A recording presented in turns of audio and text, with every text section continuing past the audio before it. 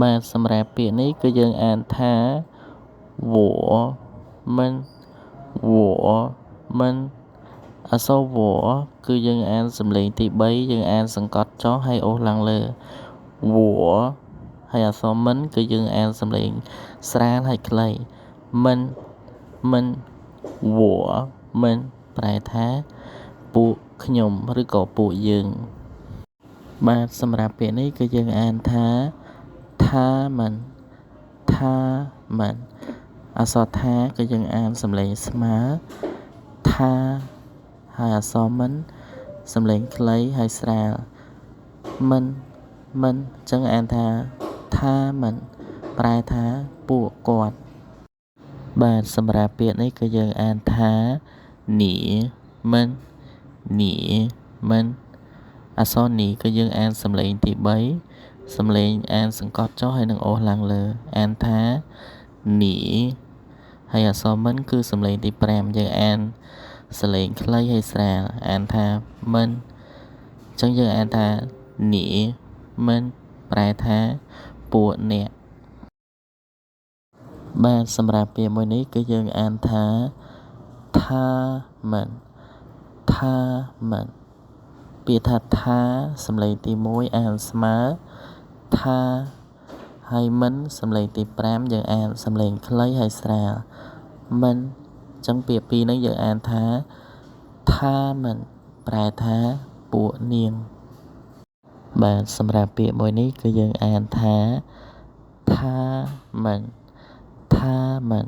អក្សរថាគឺយើងអានសំឡេងស្មើគឺសំឡេងទី1អានថាហើយអក្សរមិនគឺយើងអានសំឡេងទី5ដែលយើងអានសំឡេងខ្លីហើយស្រាលអានថាមិនអញ្ចឹងយើងអានថាមិនប្រែថាពួកវា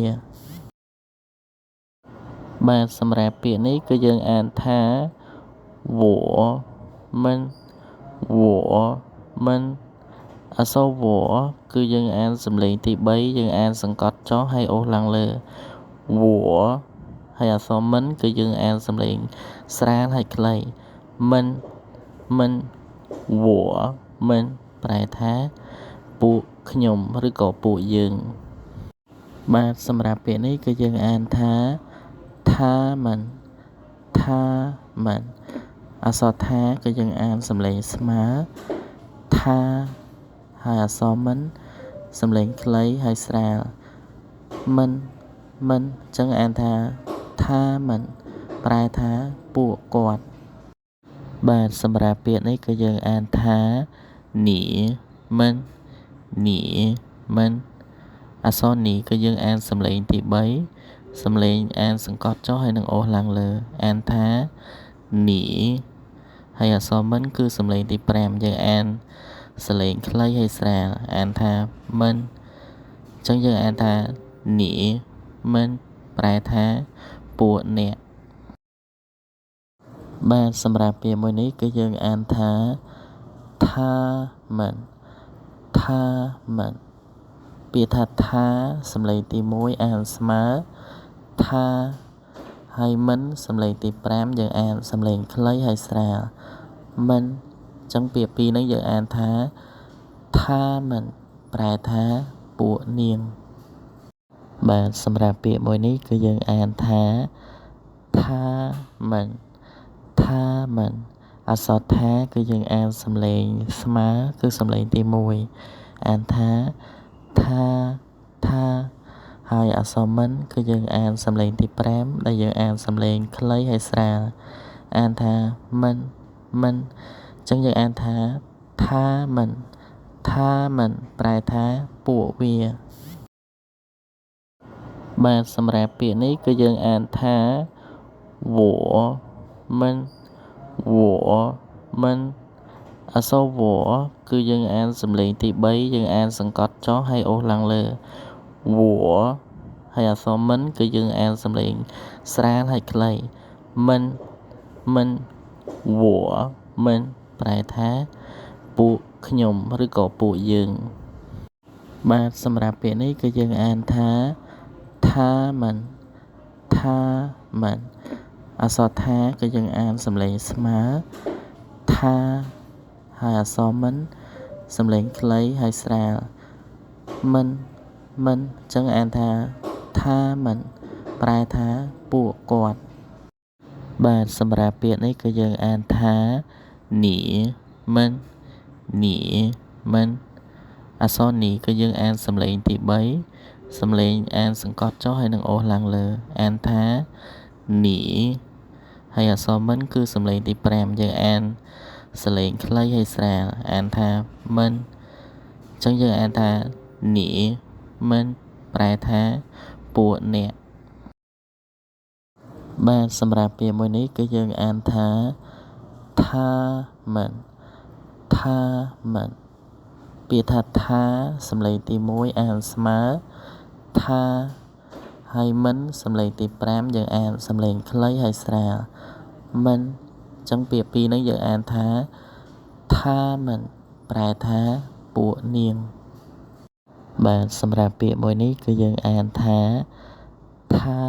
មិន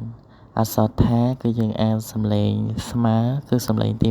1អានថាហើយអក្សរមិនគឺយើងអានសំឡេងទី5ដែលយើងអានសំឡេងខ្លីហើយស្រាលអានថាមិនអញ្ចឹងយើងអានថា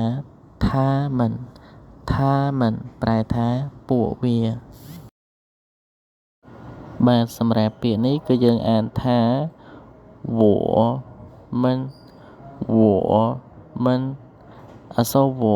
គឺយើងអានសំឡេងទី3យើងអានសង្កត់ចុះហើយអូសឡើងលើវហើយអក្សរមិនគឺយើងអានសំឡេងស្រាលហើយខ្លីមិនវមិនប្រែថាពួកខ្ញុំឬក៏ពួកយើងបាទសម្រាប់ពាក្យនេះគឺយើងអានថាមិនអក្សរថាគឺយើងអានសំឡេងស្មើថាហើយអក្សរមិនសំឡេងខ្លីហើយស្រាលមិនអញ្ចឹងអានថាមិនប្រែថាពួកគាត់បាទសម្រាប់ពាក្យនេះគឺយើងអានថានីមិនអក្សរនីគឺយើងអានសំឡេងទី3សំឡេងអានសង្កត់ចុះហើយនឹងអូសឡើងលើអានថានីហើយអក្សរមិនគឺសំឡេងទី5យើងអានសំឡេងខ្លីហើយស្រាលអានថាមិនអញ្ចឹងយើងអានថានីមិនប្រែថាពួកអ្នកបាទសម្រាប់ពាក្យមួយនេះគឺយើងអានថាមិនពាក្យថាសំឡេងទី1អានស្មើថាហើយមិនសំឡេងទី5យើងអានសំឡេងខ្លីហើយស្រាលមិនអញ្ចឹងពាក្យពីរនេះយើងអានថាមិនប្រែថាពួកនាងបាទសម្រាប់ពាក្យមួយនេះគឺយើងអានថាមិនអក្សរថាគឺយើងអានសំឡេងស្មើគឺសំឡេងទី1អានថាហើយអក្សរមិនគឺយើងអានសំឡេងទី5ដែលយើងអានសំឡេងខ្លីហើយស្រាលអានថាមិនអញ្ចឹងយើងអានថាមិនប្រែថាពួកវាបាទសម្រាប់ពាក្យនេះគឺយើងអានថា我们អក្សរវគឺយើងអានសំឡេងទី3យើងអានសង្កត់ចុះហើយអូសឡើងលើវហើយអក្សរមិនគឺយើងអានសំឡេងស្រាលហើយខ្លីមិនមិនប្រែថាពួកខ្ញុំឬក៏ពួកយើងបាទសម្រាប់ពាក្យនេះគឺយើងអានថាមិនអក្សរថាគឺយើងអានសំឡេងស្មើថាហើយអក្សរមិនសំឡេងខ្លីហើយស្រាលមិនអញ្ចឹងអានថាមិនប្រែថាពួកគាត់បាទសម្រាប់ពាក្យនេះគឺយើងអានថានីមិនអក្សរនីគឺយើងអានសំឡេងទី3សំឡេងអានសង្កត់ចុះហើយនឹងអូសឡើងលើអានថានីហើយអក្សរមិនគឺសំឡេងទី5យើងអាន សលេងខ្លីហើយស្រាលអានថាមិនចឹងយើងអានថានីមិនប្រែថាពួកអ្នកបាទសម្រាប់ពាក្យមួយនេះគឺយើងអានថាថាមិនថាមិនពាក្យថាសំឡេងទី1អានស្មើថាហើយមិនសំឡេងទី5យើងអានសំឡេងខ្លីហើយស្រាលមិនចឹងពាក្យពីរហ្នឹងយើងអានថាថាមិនប្រែថាពួកនាងបាទសម្រាប់ពាក្យមួយនេះគឺយើងអានថាថាមិនថាមិនអក្សរថាគឺយើងអានសំឡេងស្មើគឺសំឡេងទី1អានថាថា